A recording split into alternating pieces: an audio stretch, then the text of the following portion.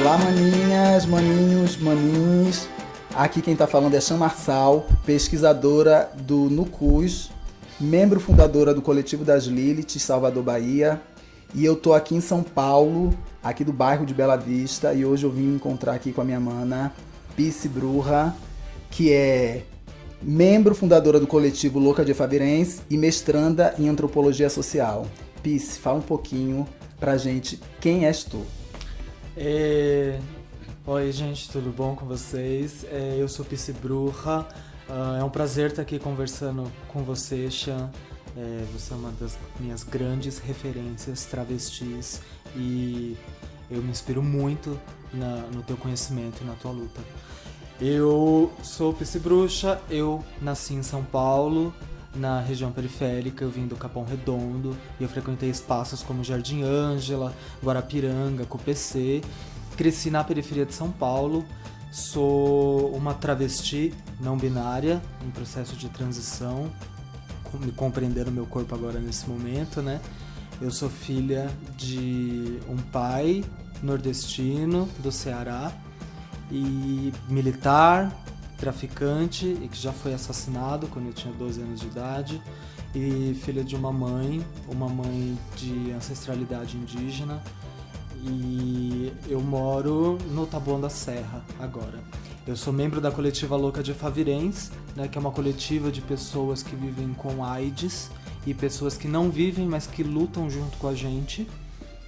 E também faço mestrado em Antropologia Social na USP e pesquiso a criminalização da transmissão do HIV.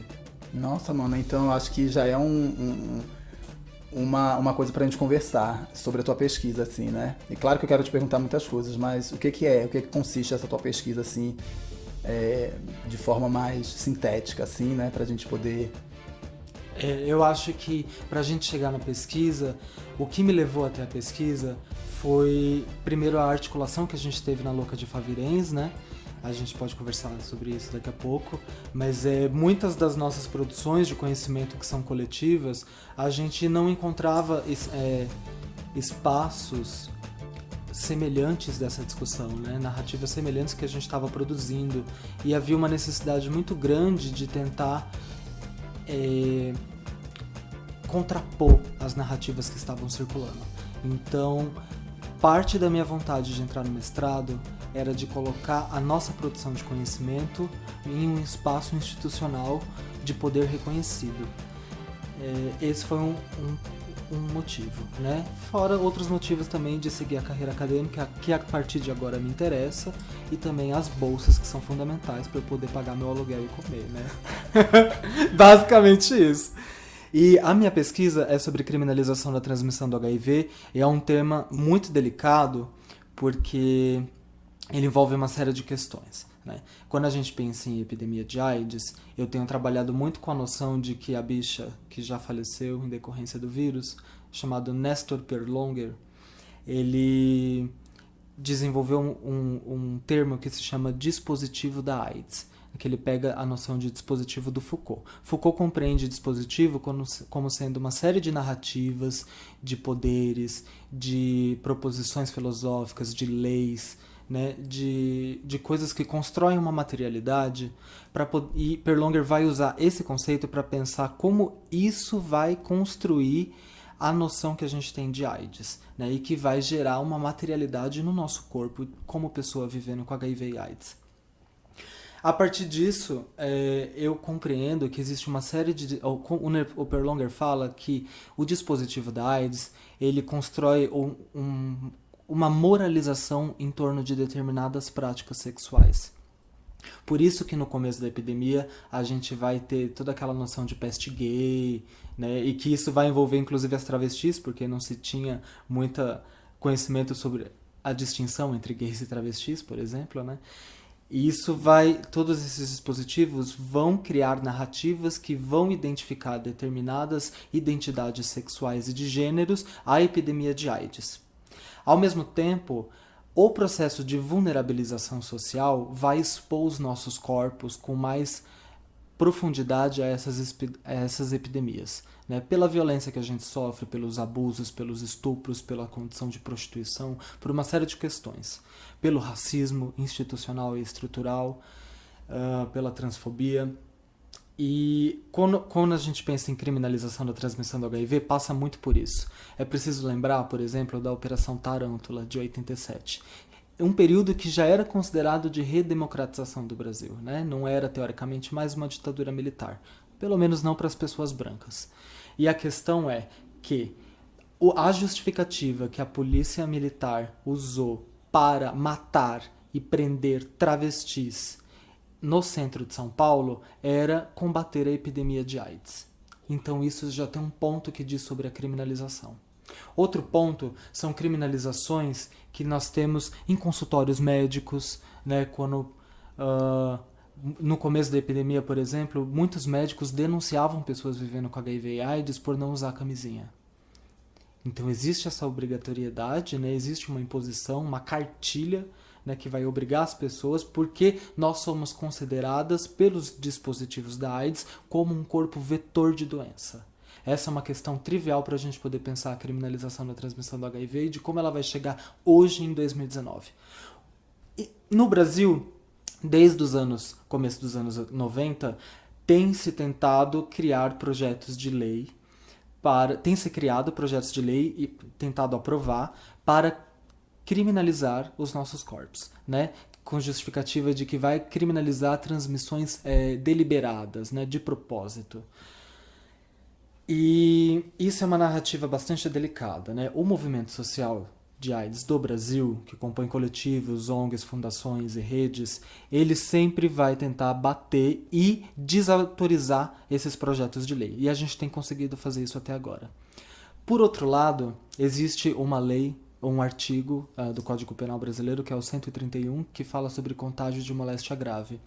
É por este artigo que as pessoas vivendo com HIV e AIDS têm sido criminalizadas no Brasil. Em âmbito global, é uma coisa que está em plena expansão, principalmente por políticas impulsionadas pelos Estados Unidos, que é o país que mais investe no encarceramento em massa, né, em escala global. O Canadá também faz isso, né? E Ucrânia, Rússia, Bielorrússia também tem quantidades expressivas de criminalização da transmissão do HIV. Em cada região tem suas especificidades, né? Por exemplo, no Canadá, as pessoas que são mais criminalizadas são as mulheres indígenas. Isso já diz de muita coisa. No Brasil, é muito dúbio, porque ao passo que, por exemplo, a partir de 2014, começou a correr na mídia um discurso que falava sobre Clube do Carimbo.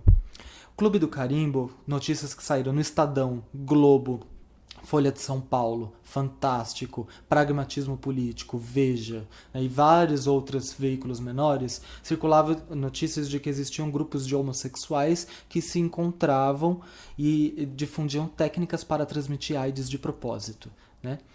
E inclusive em espaços de sociabilidade LGBT, ou na verdade G, né, como saunas, por exemplo.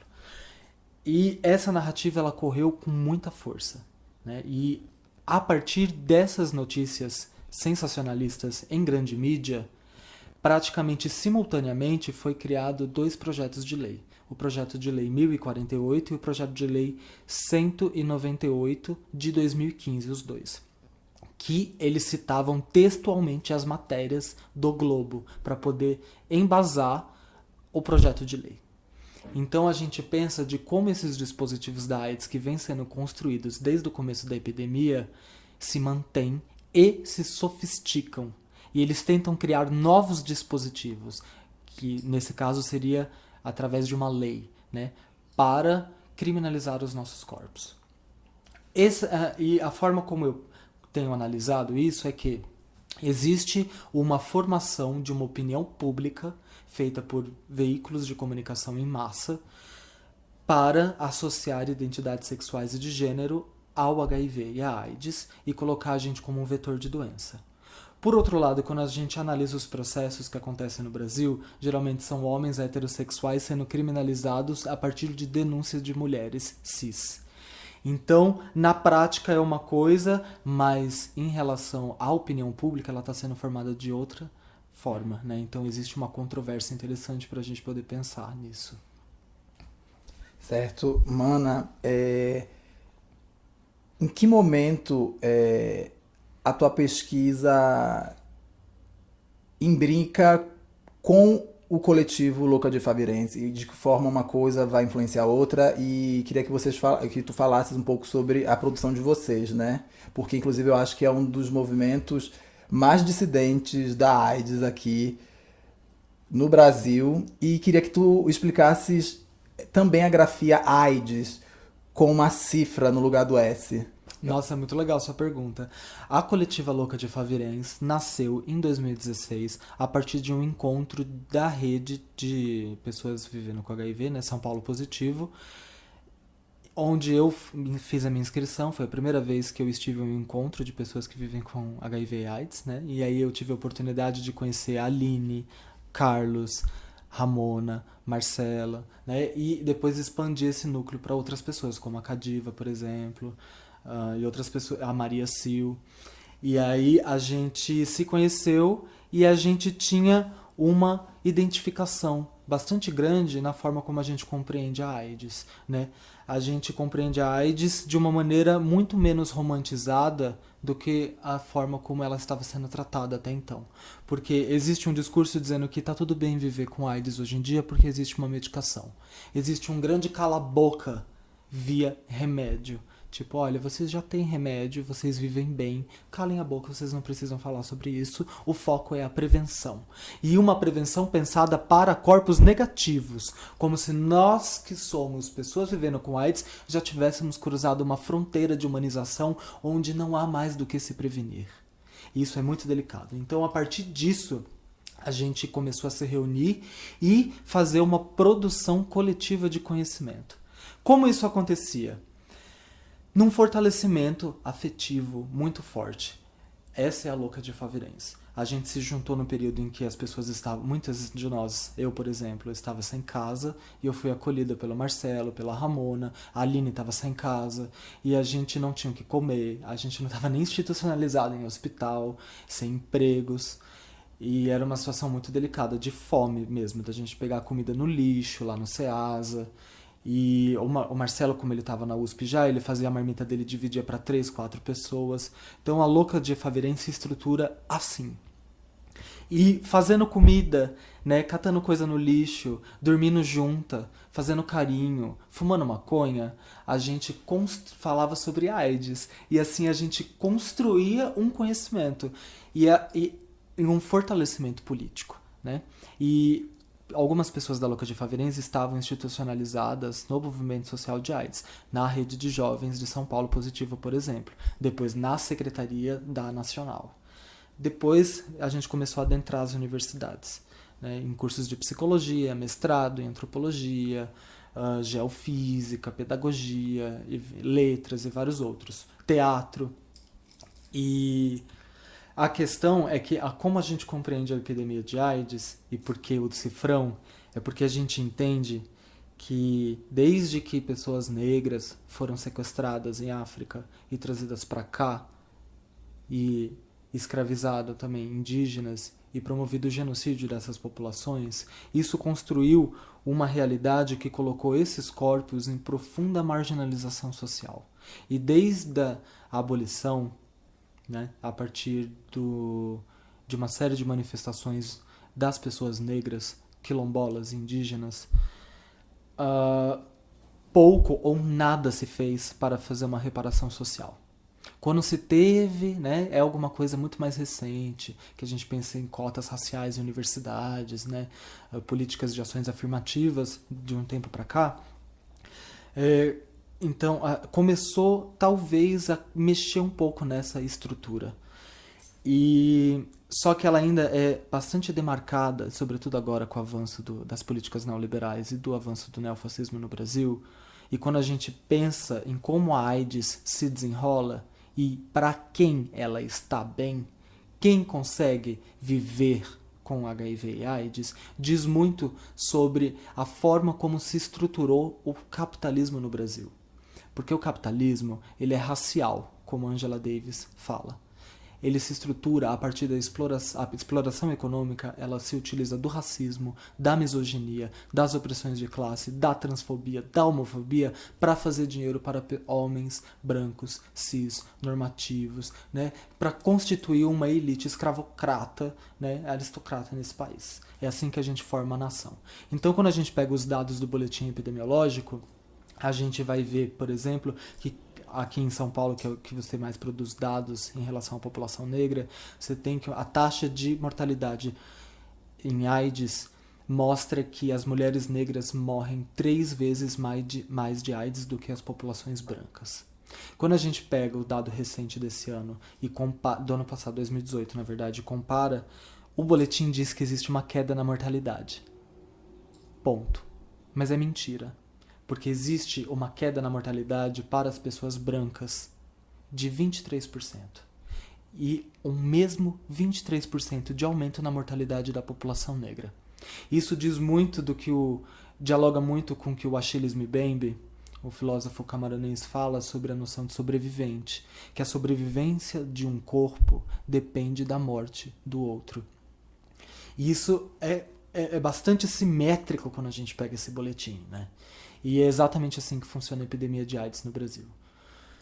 E por isso o cifrão na AIDS, né? O cifrão na AIDS é sobre o capitalismo, né? Porque a gente não pode discutir AIDS sem discutir capitalismo, porque é discutir qualidade de vida, discutir teto, discutir emprego, discutir comida na mesa, né? Porque sem comida na barriga, você não toma remédio. Sem uma estrutura, você não consegue buscar a sua medicação, atravessar uma cidade muitas vezes, principalmente para as pessoas que moram longe, né? Então existe toda uma questão que é atravessada por essa violência estrutural que a gente construiu aqui.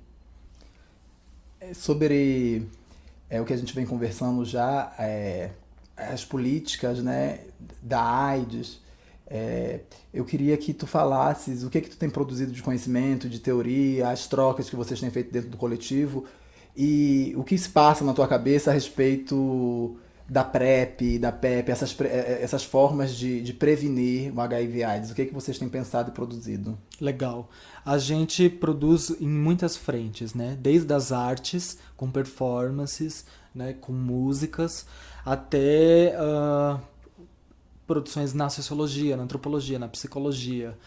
Então, a gente sempre pensa a raça como um fundamento da nação. E os processos de generificação também.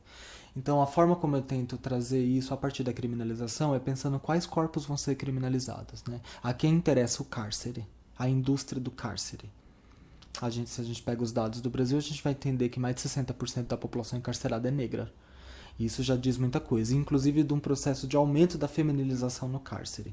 Então essas questões a gente tenta trazer. A Carlos, por exemplo, tenta fazer uma intersecção entre raça, gênero e população intersexo, né, nesses atravessamentos. E também sobre mercado de trabalho, né, porque ela estuda mercado de trabalho e juventude. Então, são muitas frentes, né?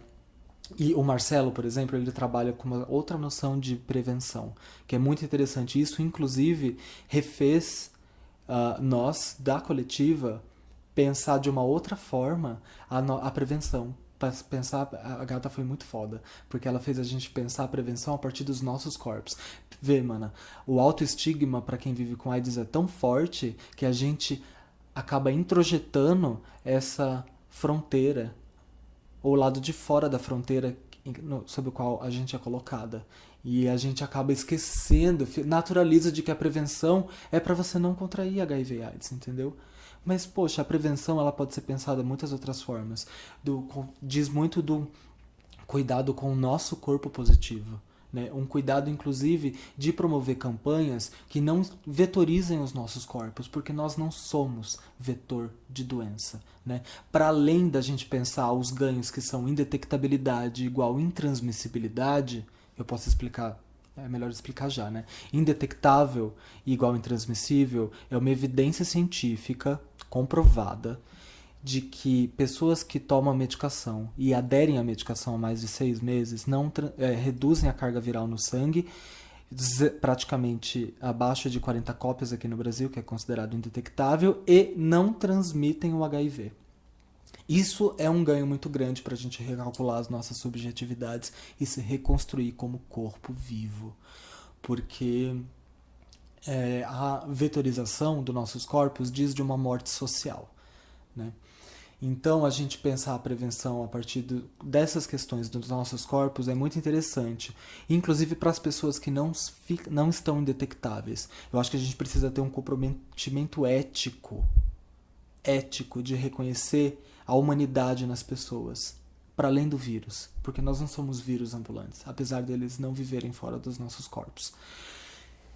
E isso foi um ganho muito grande que o Marcelo trouxe pra gente, de pensar a prevenção nesse sentido. Inclusive, a gente vai dar um curso agora, e o Marcelo vai dar um dos cursos, e a aula dele é sobre novas estratégias, na verdade é sobre uma socialização das estratégias de prevenção, que é pensar a prevenção a partir das nossas relações, da interação dos corpos, das possibilidades que existem de você negociar a prevenção, da possibilidade de um homem, por exemplo, de uma mulher, por exemplo, conseguir ter autonomia sobre o seu corpo para negociar o uso do preservativo e manter a decisão dela, por exemplo, se ela quiser de usar o preservativo com um homem que muitas vezes acha que pelo fato dela estar tomando uma pílula anticoncepcional e não engravidar é o suficiente, entendeu?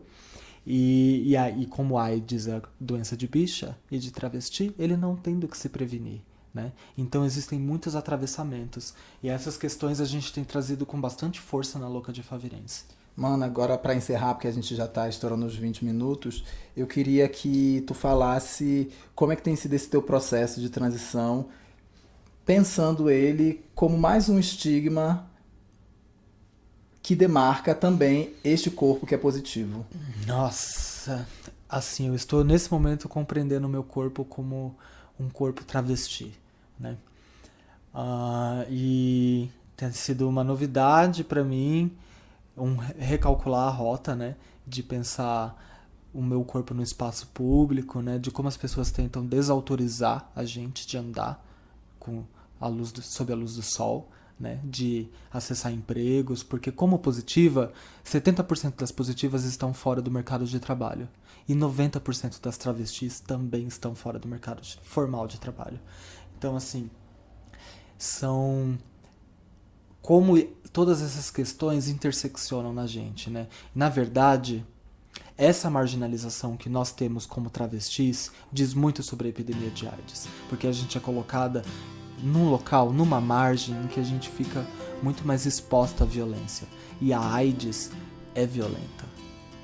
Arrasou, mano. Ó, te dizer aqui que a gente tá encerrando e que também eu sou muito grata a ti, mano, a Pice e ao coletivo, porque quando eu acessei lá na Amazônia, lá em Belém do Pará, o trabalho de vocês, eu falei, que bom que tem gente que tá pensando que nem eu também. Então, assim, lembrar e dizer que a produção de vocês tem me atravessado de uma forma muito potente. E, enfim, te agradecer de verdade e que bom que a gente se encontrou aqui em São Paulo, mana.